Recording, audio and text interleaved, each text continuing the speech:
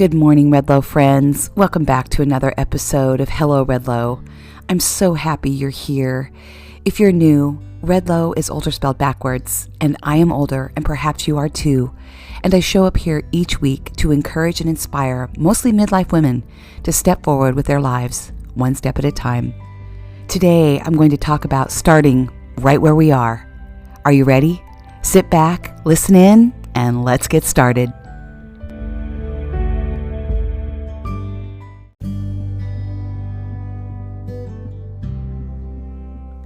Good morning, friends. It's early, really early, actually. It's still dark, and I haven't even heard the rooster crow. I know it seems odd. I live in somewhat of an urban area, but someone near me has a rooster, and I always love to hear it crow in the morning. But I have my warm cup of coffee next to me, and this is truly my favorite place to be, right here behind this microphone, on this podcast, having a conversation with you.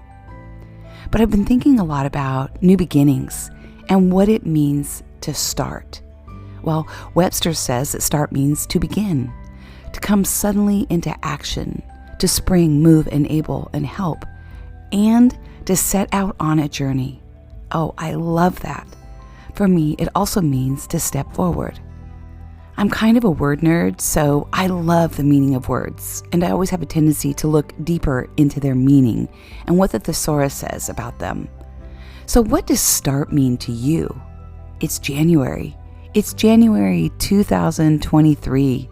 Hard to believe in some ways, isn't it? But it's a new beginning. It's a new year and a new month.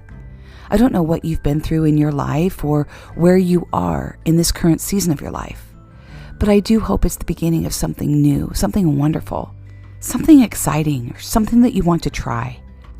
But if you also find yourself stepping into or through hard things, well, I understand that too. I've been there. And I hope you feel support, encouragement, and empathy in my voice here today. And next week, I am going to talk about overcoming obstacles and hard things. But I love new beginnings. They give me hope, honestly. I like sunrises each morning. I like new planners and calendars. I like redos. I also like blank pieces of paper and blank canvases, fresh white snow, fresh air, and I love fresh starts. I also love rainbows. I get so excited when I see them. You may be wondering what this has to do with new beginnings. Hold on, I'll explain. Since my son has been home this past month for his final college break, senior year, which is so hard to believe, I've actually seen 2 rainbows just randomly. Once on our drive to go skiing, and then yesterday morning. There it was. It just appeared over the mountain with the dark clouds behind it when I went on my walk. I was in awe. Rainbows are symbolic to me. I believe they have a spiritual meaning. For me, they're reminders that God and Spirit are with me. I call them my God wink moments of hope. They remind me to keep going and not quit. They give me strength to carry on and to step forward. And rainbows are a symbol of hope, healing, love, good luck, and new beginnings. What symbols of hope do you need to start? And what are you starting or wanting to begin? What encouragement do you need? Do you need hope, courage, strength, tenacity, healing, faith, fun, flexibility, energy, self-care, confidence, or to know that you can take your gifts and talents and radiate them out into the world, no matter your age? Whatever it is that you need to step forward with your life, to begin and to start, I'm here to encourage you that it's not too late, that you are capable and qualified to do it. If you aren't familiar, I use these words in my book, Step Forward, because they were the things that I needed to step forward with my life, beyond hard things, and to start again. And I share how I did. A few years ago, I started something new. I began a journey to help other midlife women as well. I started this podcast. I was 58 years old, and I wrote my book, Step Forward, at age 59. I gave my book that title, Step Forward, because it was a journey. It was my midlife journey about stepping forward and launching something new, a journey to help others. It is my story and my journey about going through hard things and getting on the other side. And it's a story of encouragement that represents many things. We can overcome hard things. We can navigate these life transitions. And we can rediscover who we are. But most importantly, we can start something new and realize that it's definitely never too late. It's never too late for you. It's never too late to start. And you can start at any time, at any place, with what you have. Yes, these notable moments like a new year and a new month, and perhaps even a new day, are inspiring and notable. But you can step forward with your life and start at any time, right where you are and with what you have. One of my very favorite quotes about starting is from F. Scott Fitzgerald. It says, "For what it's worth, it's never too late, or in my case, too early, to be whoever you want to be. There's no time limit. Start whenever you want. You can change or stay the same. There are no rules to this thing. We can make the best or the worst of it. I hope you make the best of it. I hope you see things that startle you. I hope you feel things you've never felt before. I hope you meet people who have a different point of view. I hope you live a life you're proud of. And if you're not, I hope you have the courage to start over again." Wow. Just wow. Doesn't that say it all, friends? It's how I feel about starting over. It's how I feel about life. And I hope you do too. Because it sets us free, doesn't it? It gives us permission to live a life we love. And it gives us the freedom to try new things, to change the things we don't like, and to find the courage to start and start over, which I love. I don't know what you are experiencing right now in your life, but in order to start, we just have to start. There really is no magic formula. I sure wish there was. I've been through enough to know that I wish there was some kind of magic formula. But the truth is, you just have to do it. The secret, if there is a secret, is that it's up to you. There's another quote that says, "The best time to start was yesterday, and the next best time is now." Meaning, don't let anything hold you back. But that said, there's no pressure. If it's not today, I know there will be a day and a moment that you will start. And the reason I know is because I've been there. I've been in that place. Suddenly, something just clicks. Something intrinsic fires off. And something becomes your why. And you just do it. So when you start, just start. Be imperfect. Be messy. Make the mistakes. Laugh at them. Learn from them. Move through them. And when things don't work out, just realize it's an opportunity to try something different.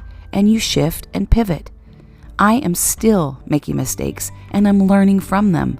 I'm growing right along with you. And what I've learned is that starting is often the hardest part. So here's a few tools I have to help you, things that I've learned. Number one, we just have to face ourselves. And honestly, I think we just have to kind of get over ourselves. All of those battles that are in our mind, the fear and doubt and feeling completely unqualified. Many call this facing the imposter. In my book, Step Forward, I call this stepping into the battle boots and wading through those things that we battle in our minds. You know what that is. And at the end of the day, it starts with our mindset, doesn't it? We just have to identify those things that are holding us back. We have to name them. And then we have to find the courage to step beyond them. We can't go around them, under them, or over them. We must walk right through them and face them in order to step forward with our lives. Number two, start right where you are, with what you have, and give yourself permission to start. I know that sounds really silly, but we often make so many excuses. It isn't the right time. I don't have the time. I'm too old. No one's going to listen to me. I don't have what it takes. And maybe even I don't have the money. Well, I know that can be honestly a legitimate reason for specific things especially, but it can often be an excuse that we use.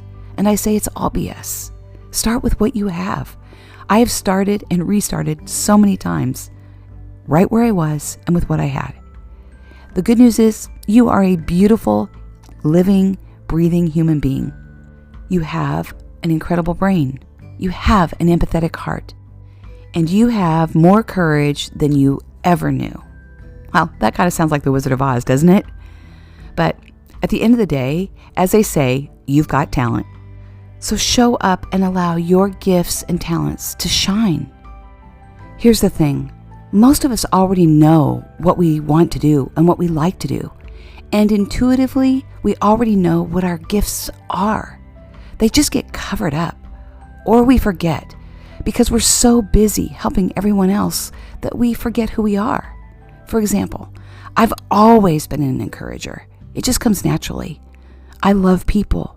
I genuinely love hearing other people's stories. I like learning about who they are and what they've been through in their life and what got them to the place that they are today. I love lifting people up and making them feel good about themselves. I love helping them achieve their own dreams and goals. I love to write. I know that I'm driven and tenacious and incredibly resilient. And I have a very empathetic heart, and I am intuitive. How about you? I bet you know intuitively who you are. Like I said, we just forget sometimes who we are.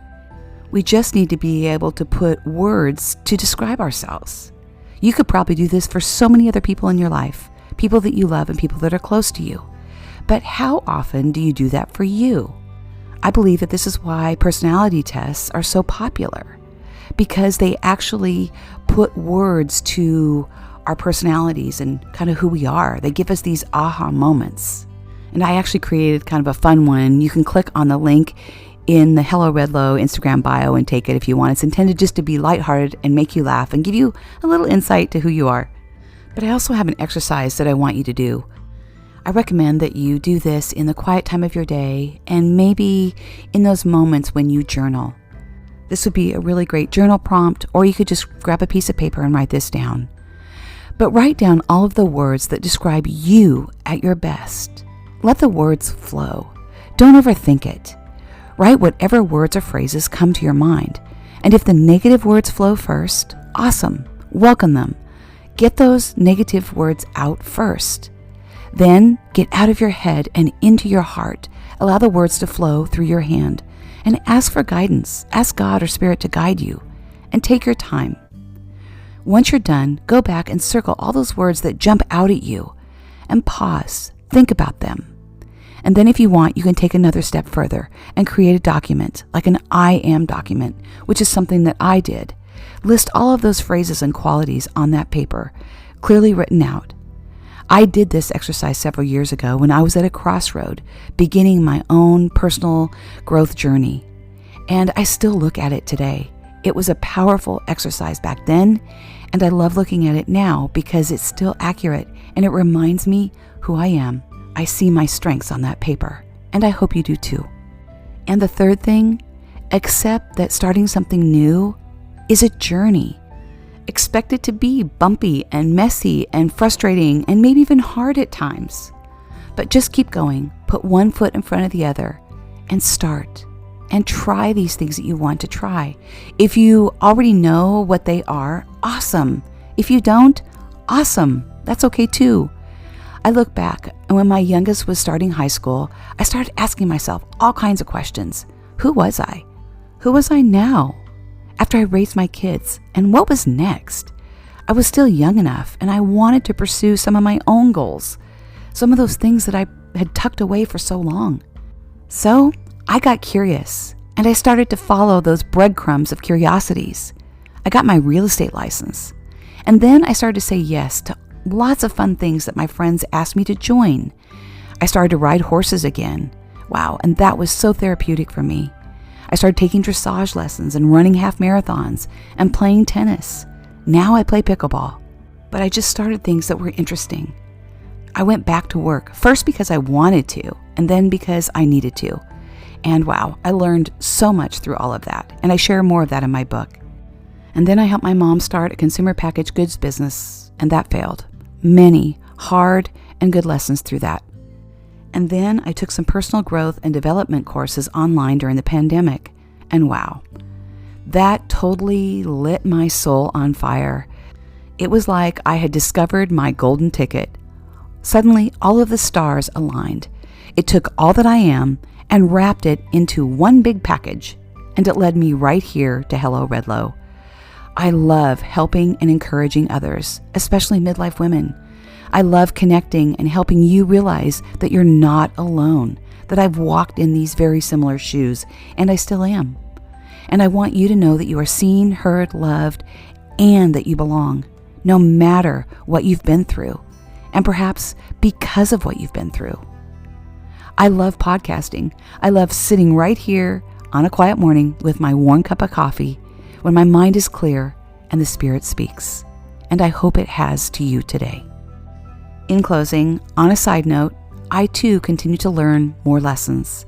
I was actually supposed to launch a class today on Eventbrite, and I was having all kinds of issues, and suddenly the class just disappeared. Long story short, I just said, screw it. I was having payment issues for the reoccurring class I was trying to do, and I just took it as a sign to shift. I've been listening to other thought leaders that I follow in the personal growth space, and it got me thinking about what I really want to create here for Hello Redlow. I want a much more personal, fun, and supportive community for midlife women.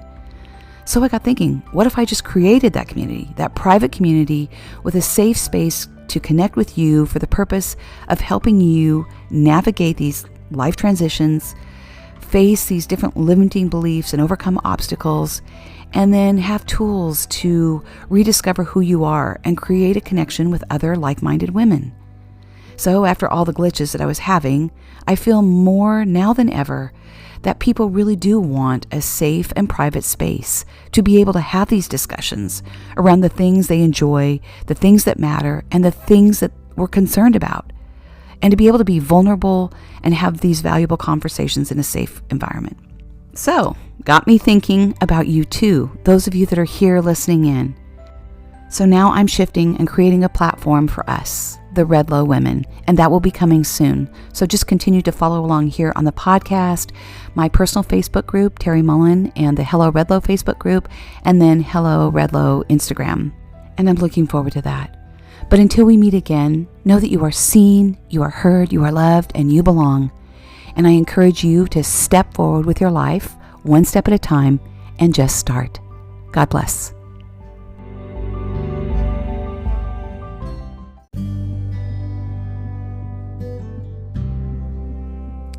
Thank you so much for showing up here on this podcast and for listening in. I'm your host, Terry Mullen, and this is the Hello Redlow podcast. Have an amazing day.